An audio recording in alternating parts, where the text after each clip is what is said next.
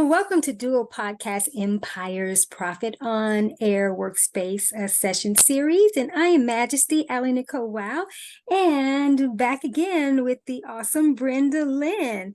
So excited that we are continuing to build the dynamics around her Dual Podcast Empire, and that development is coming along fabulous. And so ready to jump in to this particular segment as we will continue to not only just lay the foundations, but start to actually do more building around this particular initiative. Brenda Lynn, thank you again for being here. Oh, you're welcome. Thank you for all the guidance. This is exciting. You are most welcome, and it is definitely exciting. And anytime you can do something that's even groundbreaking for yourself, that within itself is an accomplishment and something, to celebrate. And just knowing that what you're putting out there is going to benefit others tremendously, but also make a huge impact as it relates to your business and your brand. And so that's vitally important. It is, absolutely. Yeah. So on the note of branding, we the last two segments, we focused a lot on the importance of branding as it relates to podcasting for business and made some distinctions. And I'm going to encourage individuals to go back. If they have not heard those particular segments, go back and listen. Also, within the description is going to be the training that Brenda Lynn listened to that helped to jumpstart this particular endeavor for her, and that is the Dual Podcast Empire Profits. That training is all about the benefits of having a solo and guest featured podcast for business. So the link to that training will be in the description, and you can listen to that training, and then also the playlist of listening to the other segments, Workspace segments, because that's going to help you tremendously jumpstart your success. And then there's information below that you can learn more about other ways to take it to the next level.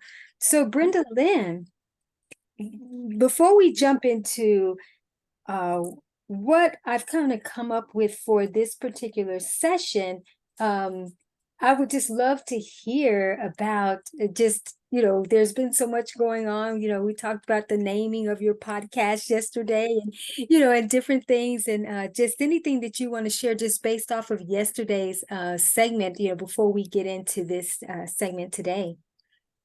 It was a great experience for me. It really opened up some blocks that I had about doing this, and just answered some questions that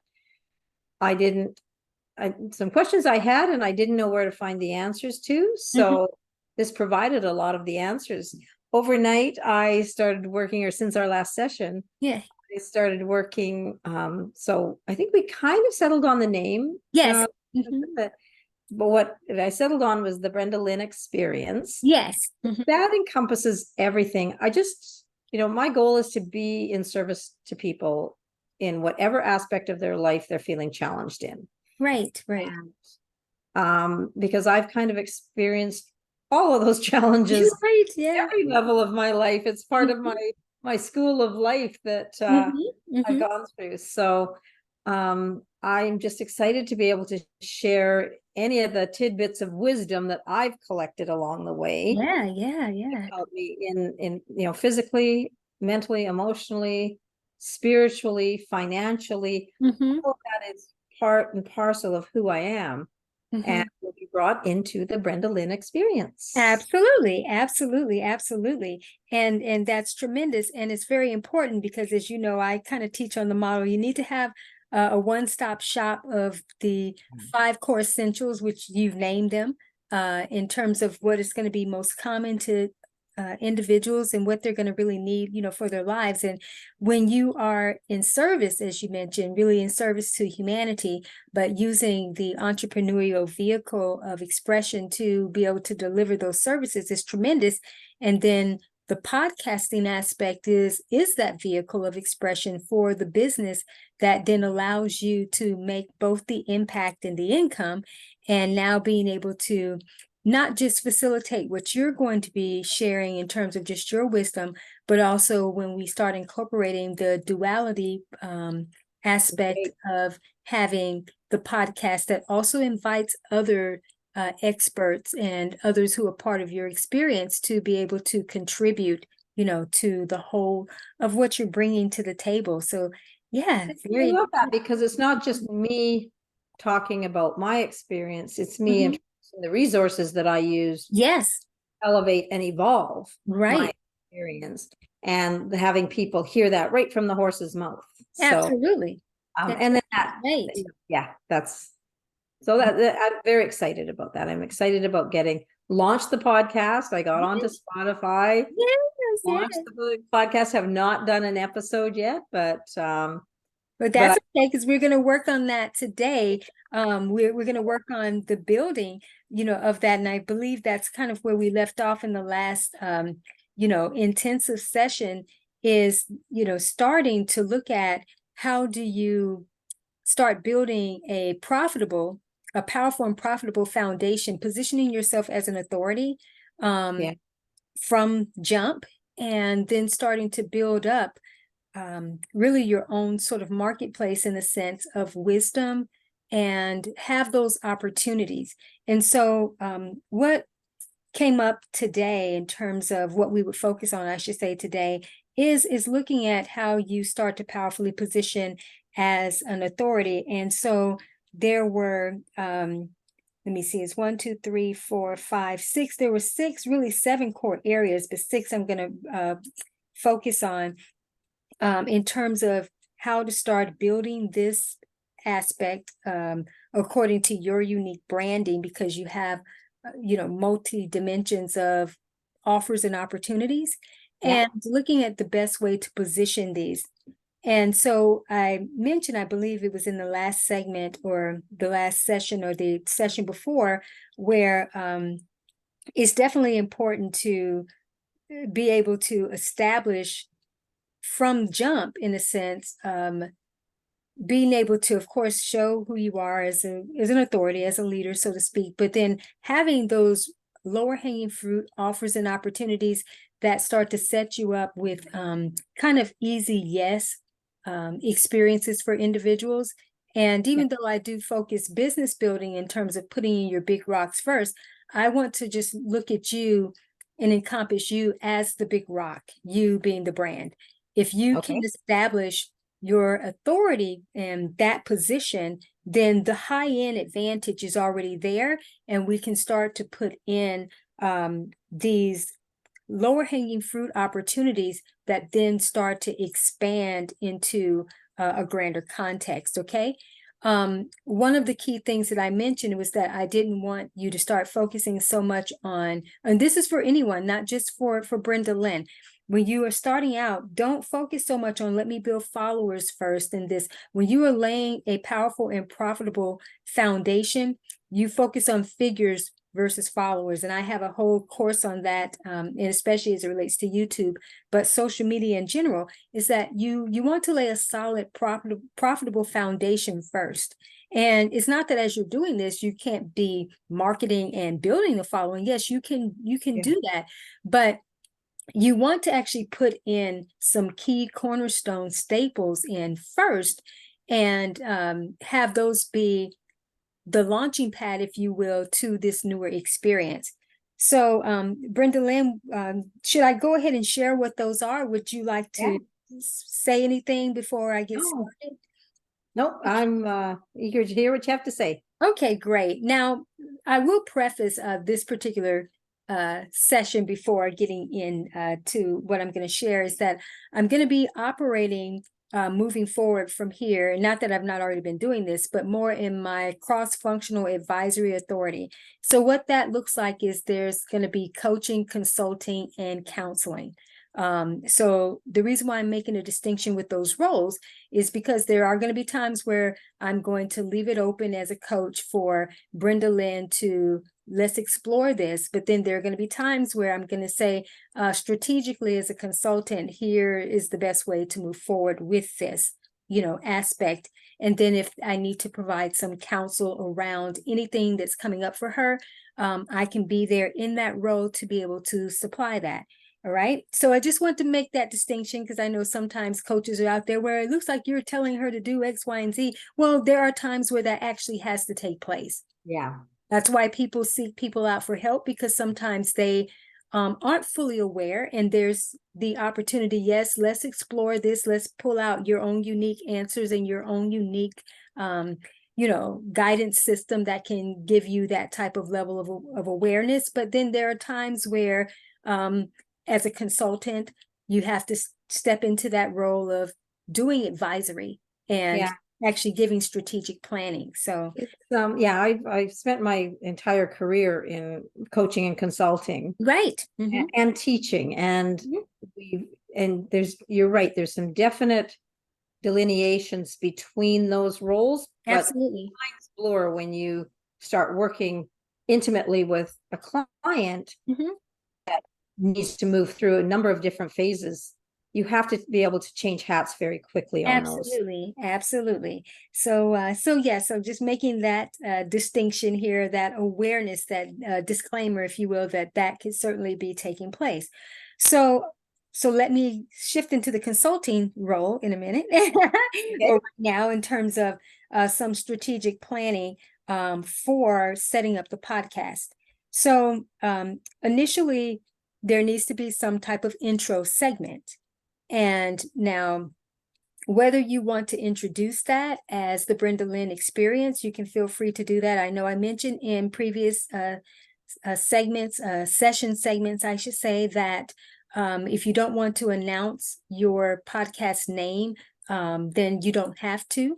But an intro segment for something like what her podcast is, it's okay to do that, even if that changes, because the Brenda Lynn experience can always be a tagline or a subtitle of a grander context should her podcast evolve and she wants to change the name. So she doesn't have to worry about that. But an intro segment basically is really establishing your authority-preneurship, in a sense, and, getting people, making people aware of what this particular podcast is about, and also the experience that you're here to provide. Now, this here is an option to do, because you can actually have an intro segment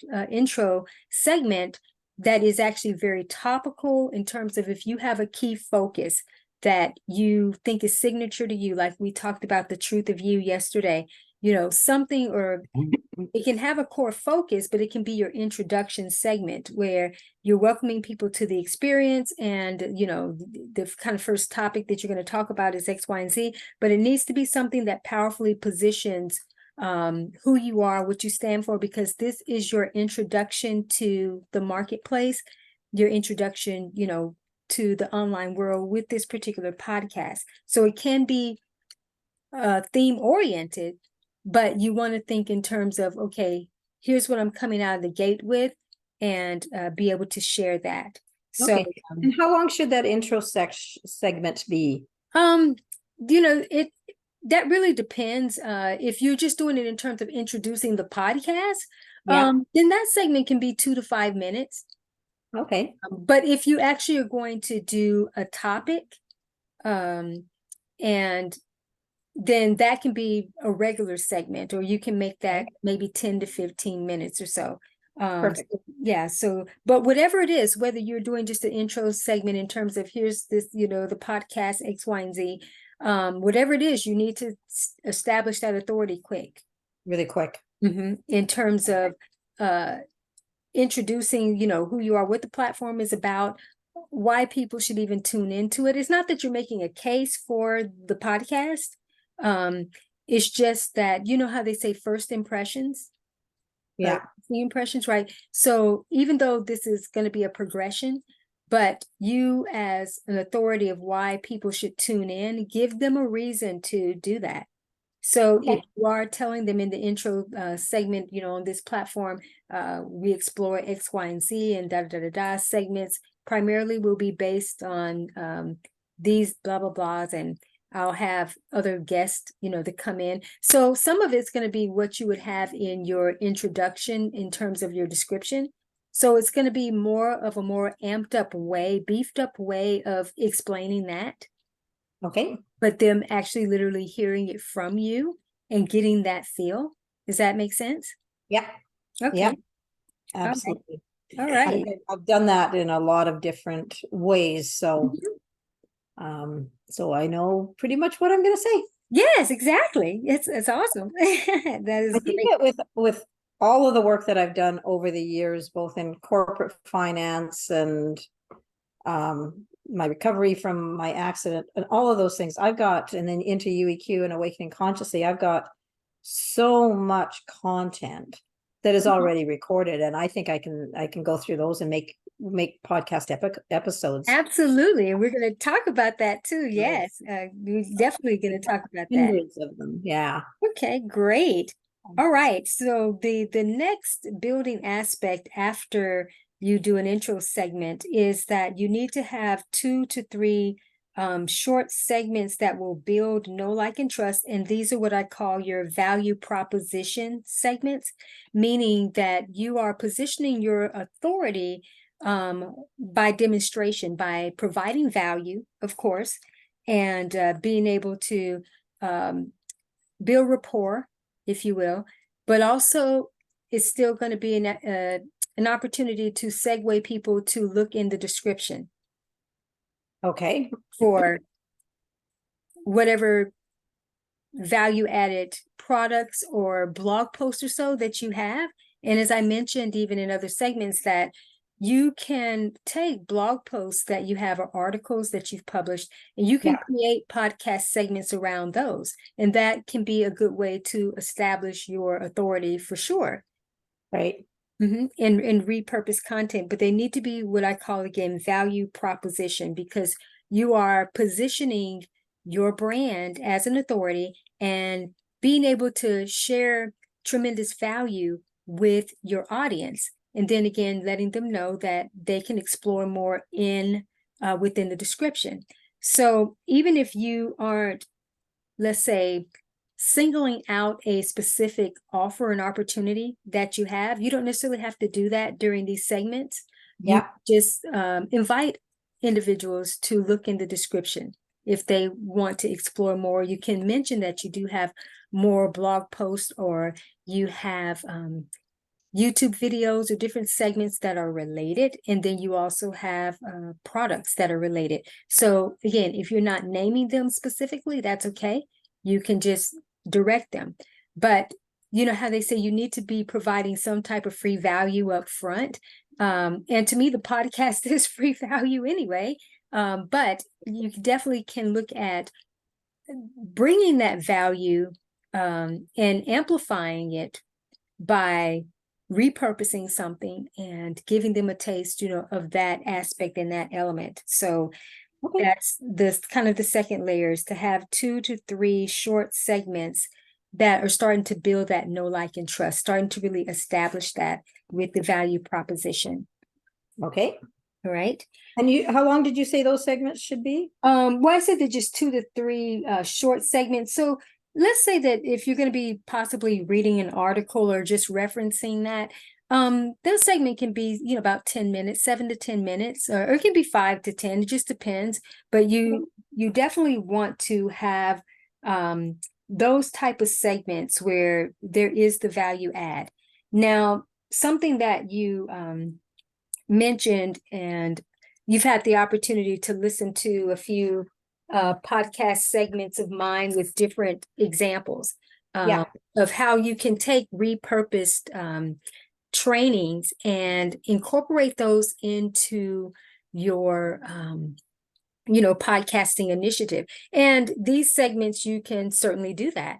So if you have some type of training or something you feel that would be extremely valuable to your listening audience, especially on the onset of you doing this, then you can, come on and do a short introduction and say, I provided this rendering some time ago, and I feel this will be tremendously beneficial, for you during this time, or however. Or again, you can do this with a blog post too, and then start to share, from that perspective. So and let me just say this just for those who are listening. So if you have Zoom recordings that you have produced content, and let's say that you've put them up on YouTube or so, but because you have the audio version, this will work well for your podcasting platform. And there are some podcast platforms that will actually convert your video content into audio.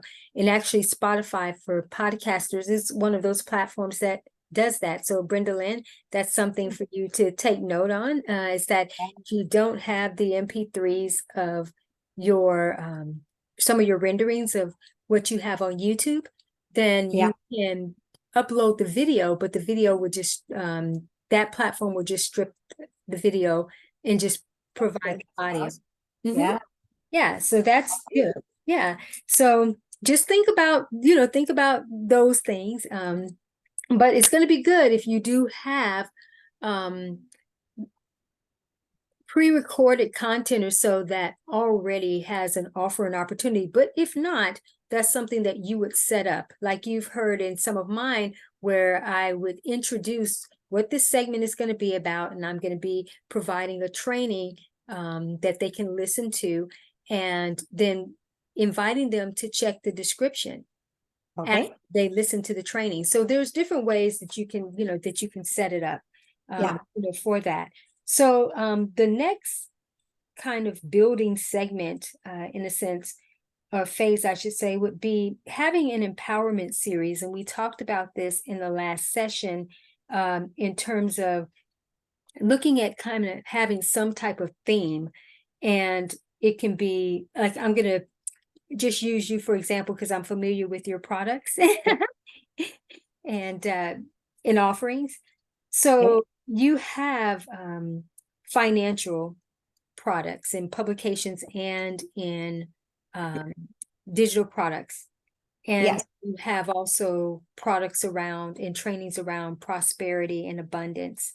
And then you have empathic products as well. So if we look at doing some type of empowerment series, you could do financial empowerment, and then let that segment be about personal and professional finances or so, just whatever you feel guided to do empowerment around. And then, of course, you would then lead them into what those opportunities are, to explore. And then you have the prosperity pack, and that's your 3 publications. And you certainly can even incorporate some of the financial trainings that you have, or different trainings that you have even up on Gumroad that are related to this topic. And so being able to provide some type of segment around that would be great.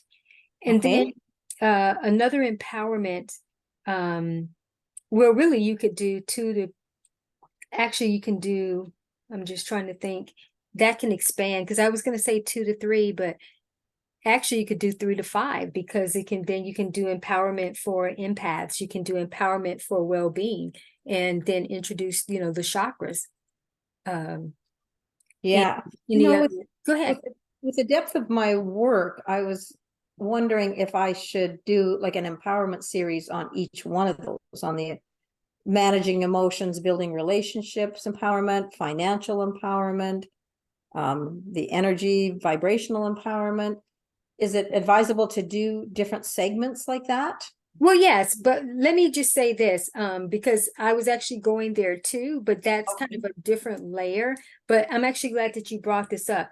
Now, initially, because you are providing a holistic experience, what would be good is that if you do some type of empowerment series, that you actually have different categories that you do the basic intro to. And then if you want to come back and do a full-on series, then you can do that. That makes sense. Yeah, you can do that at another point. And I'm going to share kind of why it's best to do it in that type of format, especially in the building phase. Well, I'll share a little bit about that now. Is because if someone comes to your platform and then you are doing a series that's for a particular focus, and it's going to be a 3 to 5 part series per experience, so to speak, then someone in the beginning phases may miss something that you're doing in an area that could call to them, and that may not be it. Right. So what you're saying is if they joined when I was doing a financial empowerment, they might think that's what the entire podcast is about. Right, right. So they're not interested in that. But if you start out with a variety, so financial, emotional, relationship building, vibration, and you do one on each of those, then they get a flavor for the variety that you're offering. Well, yes, and that's what you can market with and position. And then what your platform can also represent, like on certain platforms of mine, I have where I do a podcast series each month, or every so often I upload episodes. And when I do a series, it is going to be on a core focus, but I have other segments, of course, that are about, other things. But I was gonna ask that was a thought that popped into my mind, is doing a financial month and a energy body month sort of thing. Yeah, you can do that. Now, let me play the devil's advocate against that advice as well. So because of being in business, of course, you want to make sure that if you're going to be doing an extensive series that's 3 to 5 parts, you obviously want to be letting that lead into something, right? Right. And when it comes to the amount of information that you want to provide, you want to be a less is more deliverer. Okay. Now where how can I say it? If you have content already, especially if this is something fresh, if it's content that you already have that's pre-recorded, and then you can just come on and do a lead into that, that's perfectly fine. So you see on some of my platforms, like a few of the segments that you've heard in terms of some of the trainings where I did lead-ins. Yeah. Those are actually parts of series. Most of those are parts of 3-part series, but I didn't give you the whole series. Right. You don't even know that it's a part of a series because it's a standalone. Because when I upload them in terms of it being a series, but I don't announce it as being a series. Does that make sense? Yeah. Do you put it into the description or anything? Or well, just no. What it is that those segments are kind of back to back. Okay. And so this is why it's best sometimes when you're building certain platforms to put different components in before people actually start coming to it. Right. And this is just a good way to build in terms of being able to market effectively, where you can have an empowerment series, because that's demonstrating the range of you being an empowerment coach, an empowerment leader, and having those different varieties that you can address these different levels of, categories, I should say. But then you can come back, yes, and do a more extended series. Or so this month I have a series that I'm going to be doing. But you don't actually have to announce that because you want your content to be kind of timeless. But so I'm going to play the devil's advocate a little bit longer in this area. Again, for profitability. If you actually are going to be doing a series, I would actually make that a pay-to-play type of experience. Where that if you record a podcast product of that series, and then let a segment lead into that. So that's just something. So that's just something to consider. Can you do that on Spotify? Well, what it is that you would create it. I would recommend in Gumroad. And then leave them. And then also too, if you want to create a podcast community in Gumroad, that's a pay-to-play experience. Then you just use Spotify to segue people into that particular initiative. Okay, cool. So yes, and so I shared, I shared this with you and with those listening, so that there are options. And again, because we're talking about setting up for business here and profitability, this series is about profitability with podcasting. So foundationally, that's going to be, important is that it's fine to have your free content that you're providing through podcasting, but you want to set this up for impact and income and something that you can leverage, consistently, for sure. So there are a few other areas. I think what we'll do is come back and get more into this part in the next segment. What we'll do is we'll take a break and start to look at the different layers that you can play with just now initially, and then I'll introduce those other building blocks in the next session. How does that sound?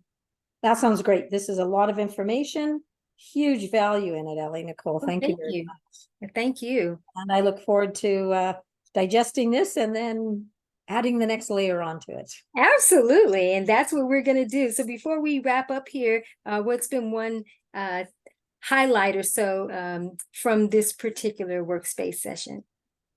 The highlight for me, you spelled it out in layer after layer. That was really helpful. The way my mind works, it really organized it. Oh, good. I've got a clear roadmap. Okay. The other thing that I'm excited about is the more clarity on how to incorporate all the different aspects of Brenda Lynn. Yes. Into something that makes sense. Because they're all over the map, like every aspect of life. And when I can put them together and consolidate them into a strategy, that became very clear through this. So awesome. Okay. Well, that is fabulous.